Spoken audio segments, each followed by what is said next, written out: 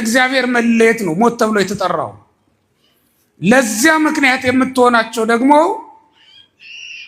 ትእዛዙን ማፍረሳቸው ናት። ይህን እንዳያደርጉ ነው እግዚአብሔር አስቀድሞ እንዳትሞቱ ከእርሱ አትብሉ ብሎ የከለከላቸው። እንዳንሞት ሁላችንንም አምላካችን እግዚአብሔር ይጠብቃል። ሰው በህይወት መኖርም መሞትም በነፃ ፈቃዱ ራሱ የሚወስናት ውሳኔ ናት። አምላካችን እግዚአብሔር በኦሪትም ለነበሩት ህዝቦች መልእክት ሲያስተላልፍ በሙሴ በኩል በህይወት ትኖር ዘንድ ህይወትን ምረጣት ብሎ በነፃ ፈቃድ እንዲመርጡ ፈቅዶላቸዋል። በኦሪት ዘዳግም ምዕራፍ 30ን ስትመለከቱት በህይወት ትኖር ዘንድ ህይወትን ምረጣት ይላል። እስኪ በሉት ሁላችሁ ህይወትን ምረጣት ነው የሚለው። ይህም ማለት ወገኖች የእግዚአብሔርን ትእዛዝ ጠብቆ መኖር፣ የሰው ህይወቱ የእግዚአብሔርን ትእዛዝ መጠበቅ ስለሆነች ነው። ምክንያቱም ጌታ ሲያስተምረን ምንድነው ያለን? ቃሌን የሚጠብቅ ሞትን አያይም አይደል የሚለው።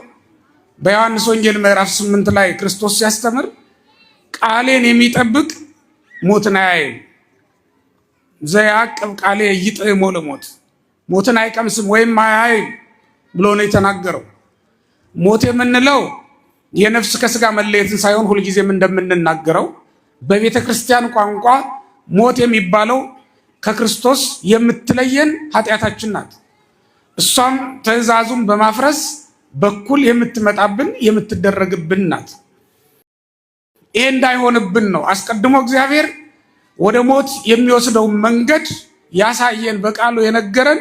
ከዚህ የተነሳ ነው ለአዳምና ለሔዋን ከሰራላቸው ትእዛዝ አንዱ እንዳይሞቱ የሚጠብቃቸው ነው የነበረው ማለት ነው።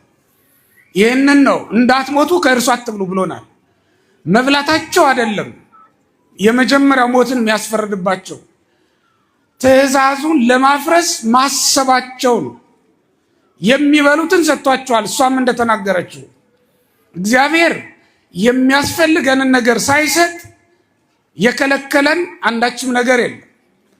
በመጀመሪያ ሔዋንም እንደተናገረችው በገነት ካለው ዛፍ ሁሉ እንበላለን ያለችው። እስኪ በሉቴን ቃል በገነት ካለው ዛፍ ሁሉ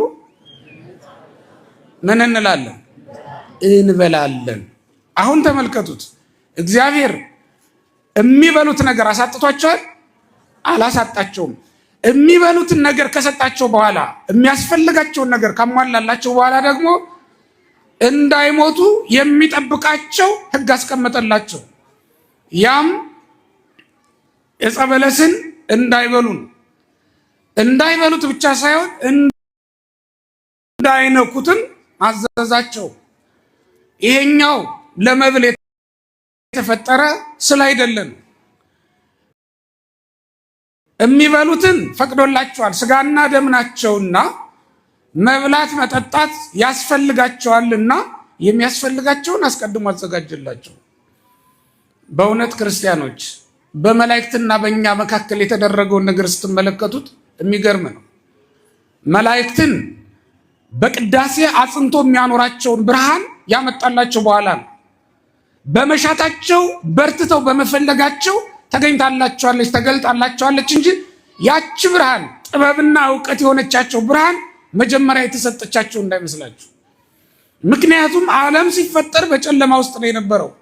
እነሱም አይኖቻቸው ሲገለጡ ከጨለማ በቀር ያጋጠማቸው ወይ የሚያገኙት ምንም ነገር አልነበራቸውም። ያቺ ብርሃን እስክትመጣላቸው ግን ባሉበት ጸንተው ቆመው ጠብቀውታል እግዚአብሔርን። ባለንበት ጸንተን መቆም እንድንችል እግዚአብሔር ይርዳል። አሁን የኛ ችግራችን ጸንተን መቆየት ባለመቻላችን ነው። ጥቂት መከራ ሲያጋጥመን ያንገበግበናል። ጥቂት ችግር ሲገጥመን እንደው መንገዶች ሁሉ ገደል ይሆኑብናል። ነገሮች ሁሉ ግራ የሚያጋቡ ይሆኑብናል። በጥቂት መከራ መታገስ ያልቻለ ወደ ትልቅ መከራ እንደሚገባ ታውቃላችሁ። ጥቂቷን ፈተና መቋቋም ካልቻላችሁ በዛች ፈተና እንድትጸኑ ጠንክራችሁ ካልጸለያችሁ ክርስቲያኖች የሚበልጥ ከባድ የህይወት ፈተና ምስቅልቅል እንደሚገጥማችሁ ታውቃላችሁ። አንዳንዶቻችን ለጊዜው ፈተናችንን የፈታነው ሁሉ ይመስለናል አይደል? በሆነ አጋጣሚ መከራችንን የሚያስታግስልን ነገር ካገኘን የፈታነው ሊመስለን ይችላል። ግን ወገኖቼ ሃይማኖት በመለወጥ ፈተና አይወገድም። ሌላ ፈተና ነው የሚመጣው። በመተኛት እግዚአብሔርን እምቢ በማለት በአመፀኝነት በልከኝነት በእግዚአብሔር ላይ በማመፅ በማንጎራጎር ፈተናን ማስወገድ አይቻልም። መከራችን የሚወገደው በመከራም ውስጥ ሆነን በፈተናም ውስጥ ሆነን የማንን ስም ስንጠራ ጸንተን በእግዚአብሔር ፊት መቆም ስንችል ነው ወገኖቼ። ምክንያቱም በመከራችን ጊዜ እግዚአብሔርን ብንጠራው አብረውን መከራችንን እስኪወገድ ድረስ የሚጸልዩልን ቅዱሳን በዙሪያችን አሉ። አብረውን በመከራችን ጊዜ የሚጠብቁን መላእክት ይታዘዙልናል። ያልተፈተነ ጻድቅ በመከራ ያልወደቀ ቅዱስ ልታገኙ ትችላላችሁ እንዴ? ቅዱሳን እኮ ወደ ቅድስና ማዕረግ የደረሱት በመከራ ውስጥ ሁሉ አልፈው ነው።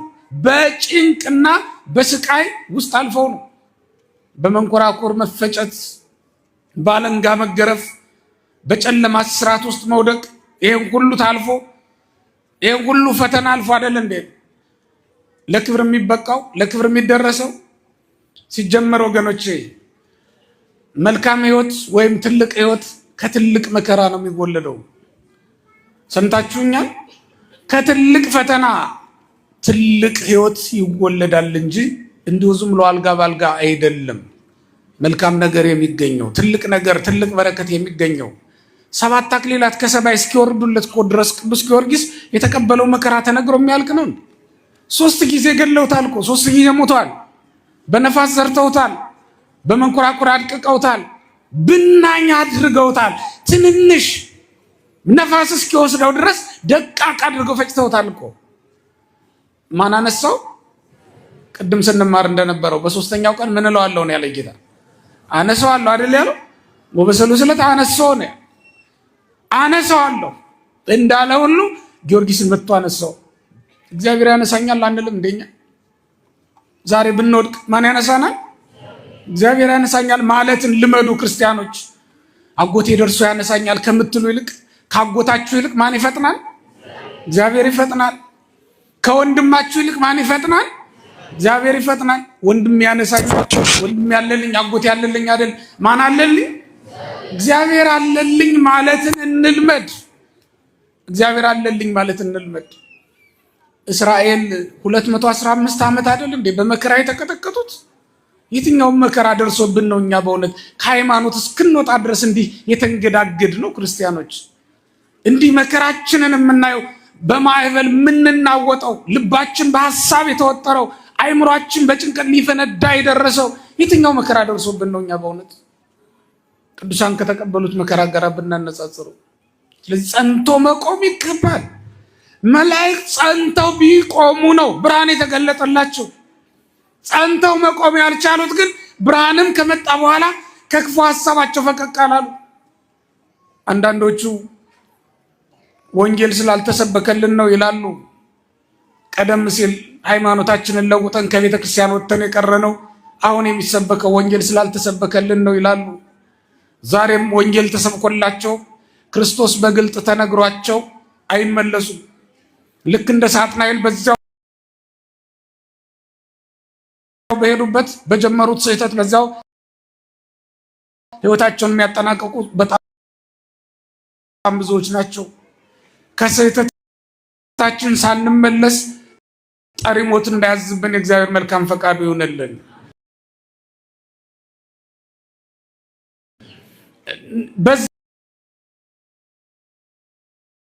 በዚያች ብርሃን አማካኝነት ነው እንግዲህ እግዚአብሔርን ያገኙት፣ ቅዱሱ ላይ ያመሰገኑት፣ አንድነት ሶስትነት የተገለጠላቸው።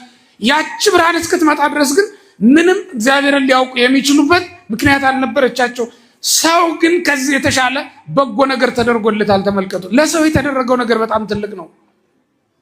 እግዚአብሔር ወደ ሞት የሚወስደውንና ወደ ህይወት የሚያደርሰውን መንገድ አስቀድሞ አስታውቆታል። እግዚአብሔር ይሄን ብትበላ ትሞታለህ፣ ይሄን ግን ብትበላ በህይወት ትኖራለህ ብሎ ነግሮታል።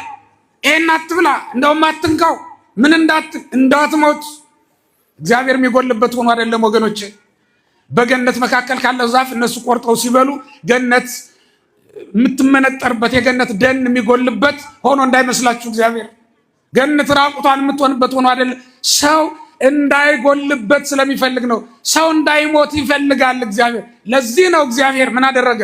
የሞትን ምስጢር የሞትን መንገድ አስቀድሞ ነገረው፣ አስጠነቀቀው። እግዚአብሔር ያልነገረን የትኛው መንገድ ነው? በእውነት አሁን የተሰናከልንበት ይሄ የመጣብን መሰናከል ሁሉ በእውነት እግዚአብሔር በነገረን ነገር ጸንተን ባለመኖራችን ምክንያት የመጣ አይደል እንዴ? አሁን በህይወታችን የገጠመን እንቅፋት እግዚአብሔር የነገረንን ባለመስማታችን የመጣ አይደል እንዴ? እስኪ አስቡት። አሁን በዙሪያችን ያለው ፈተና በጽድቃችን ምክንያት የመጣ ፈተና ነው። ቅድም የነገርኳችሁ መከራ ቅዱስ ጊዮርጊስ የመጣበት መከራ በክርስቶስ ምክንያት የመጣበት መከራ ነው። ቅድስት አርሴማ የተቀበለችው መከራ በክርስቶስ ምክንያት የመጣባት መከራ ነው። እማምላክ ወላዲተ አምላክ ቅድስት ድንግል ማርያም አገር ለአገር ስትንከራተት በነበረ ጊዜ በክርስቶስ ምክንያት የመጣባት ፈተና የመጣባት መከራ ነበር። እኛ እኮ የምንፈተነው በሆዳችን ነው። አውቃችሁታል? እኛ እኮ የምንፈተነው በክፉ ምኞታችን ነው።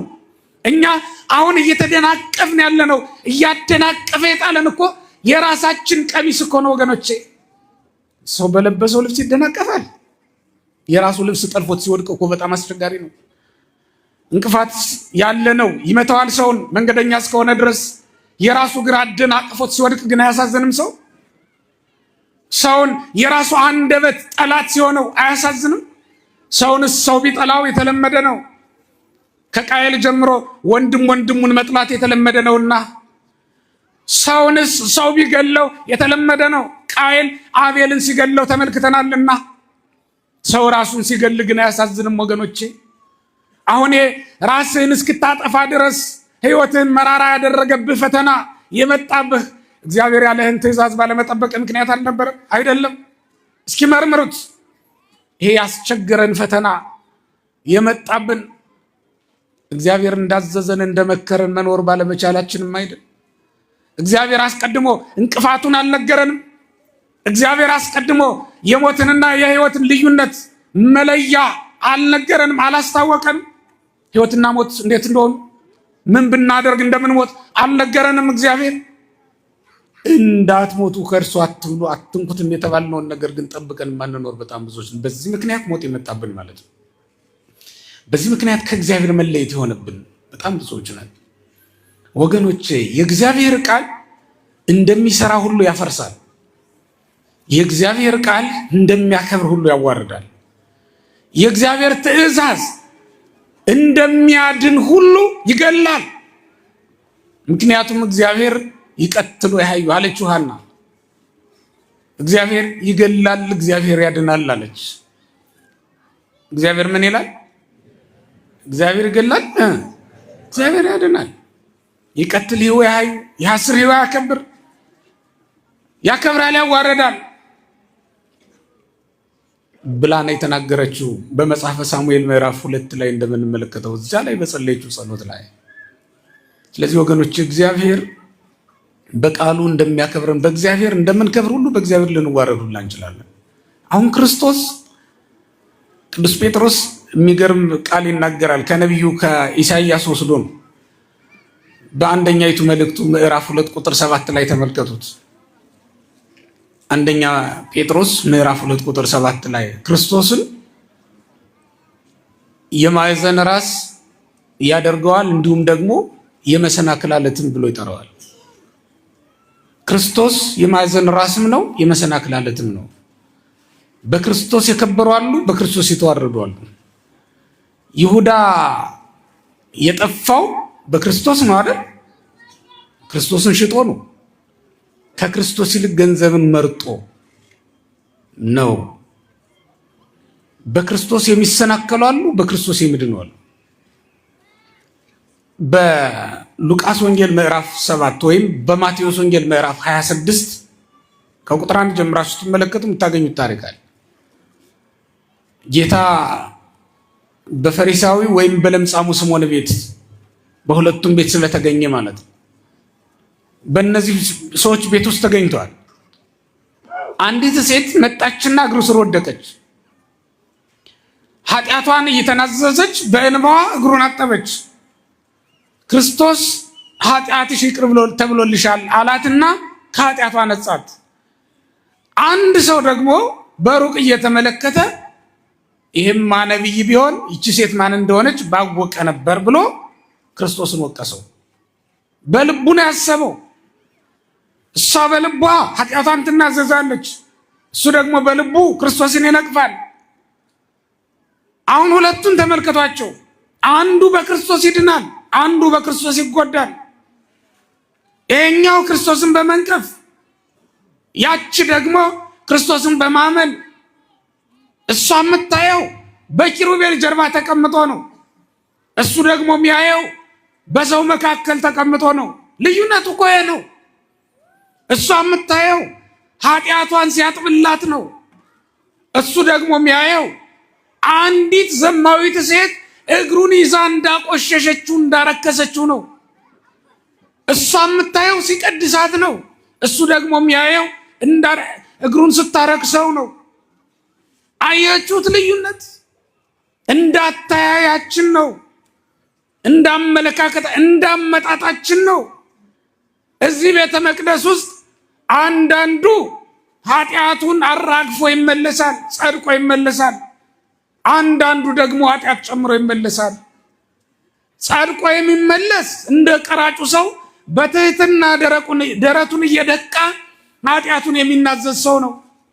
ኃጢአትን ጨምሮ የሚመለስ ደግሞ እንደዚያ ፈሪሳዊ ሰው ራሱን እያሞገሰ ሌላውን እያኮሰሰ የሚጸልይ ሰው ነው።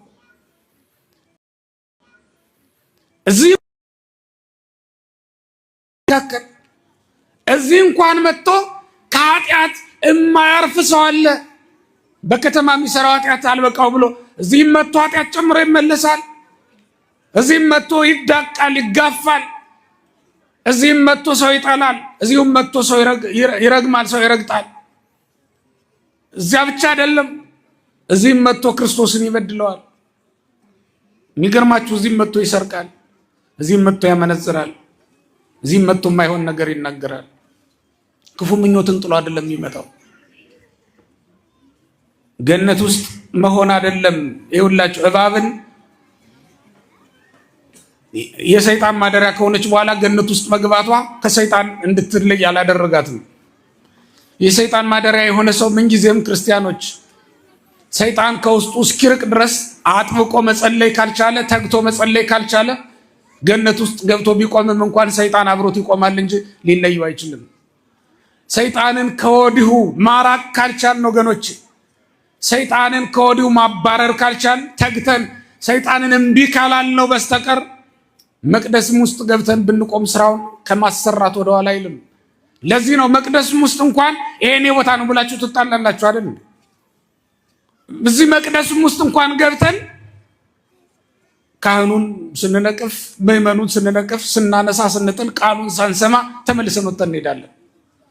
እዚህም መተን ተከትሎ መጥቶ የራሱን ስራ ያሰራን፣ እዚህም መተን ሐሜት ነው፣ መንሾካሾክ ነው፣ እዚህም መተን መተኛት ነው፣ እዚህም መተን ቸልተኝነት ነው፣ ግዴለሽነት ነው። እዚህ መተን እንኳን ጸድቀን እንዳንመለስ። ስለዚህ እዚህም መጥቶ ጸድቆም ይመለሳል፣ ኃጢአት ጨምሮም ደግሞ ይመለሳል። ለዚህ ነው የእግዚአብሔር ትእዛዝ ያድንማል ይገልማል ያልኳችሁ። የሚገድለው ትእዛዙን የማይጠብቁትን ከእግዚአብሔር አንድነት ይለያቸዋል ማለት ነው። ትእዛዙን የማይጠብቁትን የማያከብሩትን ከአንድነቱ ይለያቸዋል። ወገኖቼ ዛሬም እግዚአብሔር ይህንን ቃል እየተናገረ ነው። እንዳትሞቱ ከእርሱ አትብሉ የተባልናቸው በጣም ብዙ ነገሮች አሉ። የበላናቸው ወደ ውስጣችን እንዲገቡ የፈቀድንላቸው ብዙ ነገሮች አሉ። እግዚአብሔር ምን ከለከለንና ነው? በእውነት ምን አሳጣል? ስጋውን ከመስጠት ደሙንም ከማጠጣት በላይ ምን ሊያደርግልን ይችላል? በእውነት እግዚአብሔር ካደረገልንስ በላይ ሊያደርግልን የሚችል ማን ነው? በእውነት ከእግዚአብሔር ለመለየት ያሰብ ነው፣ እግዚአብሔርን ማመስገን የተው ነው፣ እግዚአብሔርን ከማመስገን የራቅ ነው። ከእግዚአብሔር በላይ እግዚአብሔር ካደረገልን ነገር በላይ ማን አድርጎልን ነው? በእውነት የተደረገልንን ነገር ሁሉ ያደረገልን እግዚአብሔር አይደለም? እግዚአብሔር እኮ ነው ሁሉን ነገር ያደረገልን ያስገኘልን። የምንበላውን የምንጠጣውን ብቻ አይደለም የሚያስፈልገንን ነገር ሁሉ በቀንም በሌሊትም የሚያደርግልን የሚያዘጋጅልን እኮ እሱ ነው። ወገኖቼ እግዚአብሔር ከሰጠን ስጦታዎች መካከል አንዷ ስትጎድ ሰውነታችን ይታወቃል። ስለዚህ እግዚአብሔር የሰጠን ነገር በሙሉ ምን ያክል ለኛ አስፈላጊና ጠቃሚ እንደሆነ ተመልከቱት፣ አስቡት። የሚያስፈልገንን ነገር ሁሉ አዘጋጅቷል እግዚአብሔር። በዓለም ውስጥ ለኛ የሚያስፈልገንን ነገር በሙሉ እግዚአብሔር አዘጋጅቶ ነው የሰራን። የዚህ ዓለም መንግስታት ቤት የምትሰሩበት ቦታ ይሰጧችኋል እንጂ ቤት ሰርተው አይሰጧችሁም አይደል? እንዲያውም በኋላ መጥተው በሰራችሁት ቤት ላይ ቤቱን ሰርታችሁ ስትገቡበት ደግሞ የጣራ ግብር ክፈሉ ብለው ደግሞ ሊከሷችሁ ይችላሉ አይደል? ጣራውን እኮ እነሱ አላጸደቁላችሁም አይደል? ከጣራው አግዘዋችኋል። አግዘዋችሁ ግን አይደለም። እግዚአብሔር የምንቆምበትን የምንቀመጥበትን ምድር በላዩ ላይ ደግሞ ጠፈር ሰርቶ እንደ ጣራ አድርጎ እንዳይጨልመን ብርሃናትን አድርጎ የሚያስፈልገንን ነገር ሁሉ አድርጎልናል። እግዚአብሔር ካደረገልን ነገር በላይ ሊያደርግልን የሚችል ማንም የለም። ይህም ሆኖ ግን አለማመስገናችን፣ ተኝተን ማደራችን አይገርማችሁ? የእግዚአብሔርን ስም ሳይጠራ የሚውል እኮ በጣም ብዙ አለ። የሚጸለየውም ቢሆን ክርስቲያኖች ከእግዚአብሔር ፍቅር የተነሳ የሚጸልይ እንዳይመስላችሁ። ብዙዎቻችን ውሸታሞች ነን። መጸለይ እኮ ክርስቲያኖች፣ የክርስቲያን ጸሎት ከእግዚአብሔር ፍቅር የተነሳ የሚቀርብ ምስጋና ነው እንጂ ጸሎት የጎደለ ነገር መሙያ አይደለም። ጸሎት የእግዚአብሔርን ፍቅር በማሰብ ይዘነው የምንቀርብ መባ ነው። ቴዲ የሚዘምረው አንድ መዝሙር አለው። እሰይ ነጋ በቃ እሱ ነው መሆን ያለበት። ስላደረገልን በጎ ነገር ለማመስገን ነው መምጣት ያለብን። ብዙዎቻችን ሱባኤ የምንገባው፣ ብዙዎቻችን ከሰው ብንለየው፣ ብዙዎቻችን ረጅም ጸሎት የምናደርሰው አንዳች የጎደለ ነገር እንዲሞላልን ስለምንፈልግ ነው። ወገኖቼ በመጀመሪያ ምስጋናውን እናቅርብ ከፍቅሩ የተነሳ። ለዚህ እኮ ነው በጸሎታችን መግቢያ ላይ ይትቀደስ ስምከ ነው የምንለው። ምስጋና ነው የሚቀድመው ስለ ሁሉም ነገር።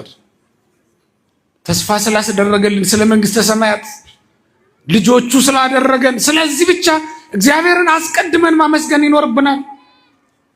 የጎደለ ነገር ለመሙላት ብቻ አይደለም እግዚአብሔርን መፈለግ ያለብን ክርስቲያኖች፣ መጸለይ ያለብን፣ ማመስገን ያለብን። ይህን ባለማድረጋችን እንዳትሞቱ ከእርሱ አትብሉ ከተባሉት ሰዎች ጋር አብረን የሚገለውን ለሞት በሚሰጥ ህይወት፣ ለሞት በሚያበቃ ህይወት የምንኖር ሆነናል። የሞትንና የህይወትን ልዩነት ማናውቅ እንዲሁ ዝም ብለን የምንመላለስ ከንቶች ሆነናል ወገኖች። ይህን ባለማድረጋችን ሙሴ የተስፋይቱን ምድር ሳይወርስ የቀረው ባለማመስገኑ እንደሆነ አታውቁም እንዴ? በኦሪት ዘጸአት ምዕራፍ 17 ቁጥር 7 ላይ ስንመለከት ሙሴ ከዓለት ላይ ውሃ ባፈለቀ ጊዜ አመስግኖ ንሴቦን ደግሞ ነበር የሚሰጣቸው የነበረውና ከዕለታት በአንድ ቀን ግን ሳይሰጣቸው ቀረ። እንደዛ አድርጎ ይህንን ይዛችሁ ኦሪት ዘፍጥረት፣ ኦሪት ዘዳግም ምዕራፍ 32 ቁጥር 50 ጀምራችሁ ደግሞ ተመልከቱት። እስከ 52 ድረስ ያለውን ስትመለከቱት እስመ ይቀድስክሙኒ በኀበ ማየ ቅስት ይላል። በመሪባ ውሃ ዘንድ ስላላከበራችሁኝ ብሎ እግዚአብሔር ለሞት አሳልፎ እንደሰጠው የተስፋይቱን ምድር ታያታለህ እንጂ አትገባባትም፣ አትወርሳትም ብሎ እንደከለከለው ይነግረናል። እግዚአብሔር መልካም ቀኖችን እንዳናይ ይከለክለናል። ተው በእውነት እንገዛለት። ይሄ ክርክር ይብቃን። ይሄ እልከኝነቱ፣ አመፀኝነቱ ይብቃን። ወደ ምስጋና እንመለስ። ማንጎራጎሩ ይብቃ። ስለ ስጋችን ጉድለት ማዘን መቆዘሙ ይብቃ። ለጎደለች ነፍሳችን እንጂ ለጎደለች ስጋችን አይደለም መጨነቅ ያለብን። ነፍሳችን ሲሞላላት ያን ጊዜ ስጋችን አብሮ የሚሞላላት አይደለም። ነፍሳችን ስትጠግብ ያን ጊዜ ስጋችንም አብራ የምትረካ አይደለም። ቅዱሳን ለ7 ቀን ሳይበሉ ይቆያሉ። ግን በምስጋና የጠገበች ነፍሳቸው ለተራበች ስጋቸው መድኃኒት ስለምትሆናት አንድም ጊዜ እንኳን እንደራባቸው አያስቡትም። ከ7 ቀን በኋላ ምናልባትም ስለ ክብረ ሰንበት ጥቂት ነገር መራራውንም ሆነ ጣፋጩን ቅጠል ሳይመርጡ ከቅጠሉ ሸምጥጠው የቀምሱ ካልሆነ በስተቀር ደግሞ ሌላም ነገር አይቀበሉም፣ አይበሉም። ይህን እያደረጉ እግዚአብሔርን ያገለግሉታል፣ ያመሰግኑታል። ምስጋናው ምድራችንን በእውነት መልካምነት የተሞላች ያደርጋል ነበር። እግዚአብሔርን እያመሰገንን ብንኖር ተዳራችን መልካም ይሆን ነበር። በደንብ አድርገን ሼር እናድርግ። የምንገኘው ዲላ ቅዱስ ሚካኤል ቤተክርስቲያን ነው የምንገኘው። ሁላችሁም በደንብ አድርጋችሁ ሼር አድርጉት። የምንሰማው ጦርነት ነው፣ የምንሰማው አዋጅ ሞት ነው፣ የምንሰማው መለያየት ነው። እያነስን ነው የምንሄደው በየቀኑ፣ እየተቀነስን ነው የምንሄደው በየቀኑ። መቃብር ሲቆፍር ነው የምናይ በየቀኑ። የወደቀ ሰው ነው የምናይ በየቀኑ። የሚለምኑት ጎዳና የሚወጡት የሚራቡት እየበዙ ነው የሚሄዱት በየቀኑ። ምናልባትም ስላላመሰገን ነው የወንድ ወገኖቼ። እግዚአብሔር የሰማይ መስኮቶች ከፍቶ እያዘነበልን፣ እግዚአብሔር በደመና ውሃ ጭኖ ከውቅያኖስ እያመጣልን፣ እግዚአብሔር ፀሐይን ወይም በጋና ክረምቱን እያፈራረቀልን የሚያስፈልገንን ነገር ሁሉ እያደረገልን ባለማመስገናችን ይሆን ወገኖቼ ጠግበን በልተን እንዳንጠግብ ያደረገን፣ ጠጥተን እንዳንረካ ያደረገን ለዚያ ይሆን? መጠጣችን ሁሉ እርካታ ጎሎታል። መብላችን ሁሉ ጥጋብ ጎሎታል፣ ተለይቶታል። ገንዘባችን ሁሉ ይገባል፣ ይሰበሰባል፣ ቁጥሩ ይከመራል፣ ቁጥሩ ይበዛል። ስንነካው ደግሞ ይናዳል። የካብነው ተንዶብናል፣ የጀመርነው ወይም የሰራነው ፈርሶብናል። የሰራነው ቤት አላስደስት ብሎናል ወገኖች። ከቀደመው ይልቅ የተዋበ ቤት ስለሌለን ነው። ያማረ ነው እናስጌጠዋለን። በአዳዲስ ማስጌጫ ዘዴዎቻችን አሳምረን እንሰራዋለን። ከተሞችን እናስውባለን። ነገር ግን ውበት ጠፍቷል ከከተማው። በተማርነው ትምህርት ምድራችንን መለወጥ አቃተን። እስኪ ደግሞ ወገኖች እግዚአብሔርን ወደ ማመስገን እንመለስ።